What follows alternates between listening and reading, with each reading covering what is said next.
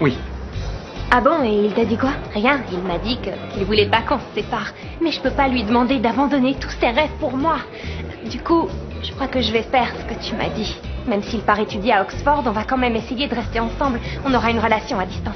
Donc ça veut dire qu'il part vraiment étudier à l'étranger, c'est bien ça?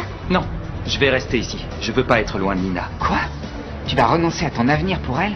Au contraire, je veux pas sacrifier ma relation avec Nina pour des études qu'en plus je peux faire ici, en restant près d'elle. Tu sais, ce que je trouvais super dans l'idée de partir à Oxford, c'était qu'on soit ensemble, mais là... Ouais, je sais, je te demande pardon, ça aurait été vraiment top, mais... Tu vas me manquer. Toi aussi, tu me manqueras beaucoup. Je me demande bien à qui je vais pouvoir raconter ma vie maintenant. On continuera sur Internet. Et je vais dans un autre pays, pas sur une autre planète. Oui, mais ce sera quand même pas pareil. Non, c'est clair que ce sera pas pareil. Faut pas que tu t'inquiètes. Même si nos vies prennent des chemins différents, même si on est loin l'un de l'autre, on sera toujours les meilleurs amis du monde. On restera toujours unis. Bien sûr que oui. Je t'adore. Tiens, je pourrais en faire une chanson. Toujours ensemble, unis pour la vie. T'es devenu un frère plus qu'un ami. On la continuera sur Internet. Je t'aime, tu sais. Moi aussi, mon frère. À toi aussi. Comment peux-tu te permettre de partir en voyage avec tous les problèmes qu'il y a à résoudre dans cette maison? Papa, je n'ai pas le temps de parler, je suis très pressée. Mais tu ne peux pas partir dans un moment pareil, voyons. Comme je t'ai dit, c'est un voyage d'affaires très important à l'étranger. Et si je ne pars pas tout de suite, je vais rater mon avion. Mais enfin, Sharon, tu sais que ton employée est au plus mal. Il faut qu'on s'occupe d'elle. Qu'est-ce que tu veux dire? Je dis qu'Amanda ne va pas bien, elle est malade. Je crois qu'elle a besoin de voir un psychologue. Il faut faire quelque chose.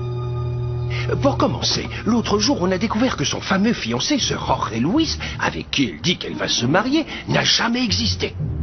Comment il n'a jamais existé? Eh non, il est le fruit de son imagination. Et voilà que maintenant, elle affirme qu'Ambre n'est pas seule.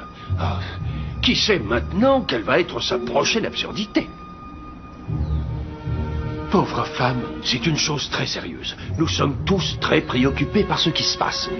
Plus personne ne croit ce qu'elle raconte, mais ça ne veut pas dire qu'on n'est pas pour autant inquiet de l'état de santé de cette pauvre Amanda. On a compris qu'elle était vraiment mal. Ça veut dire que cette histoire de mariage est un délire. C'est une pure invention, et c'est la même chose pour Ambre.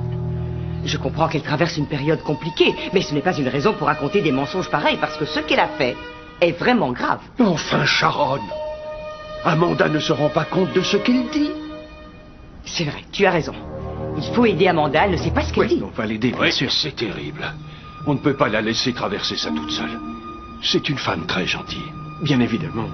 On pourrait peut-être lui trouver un spécialiste. Très bien.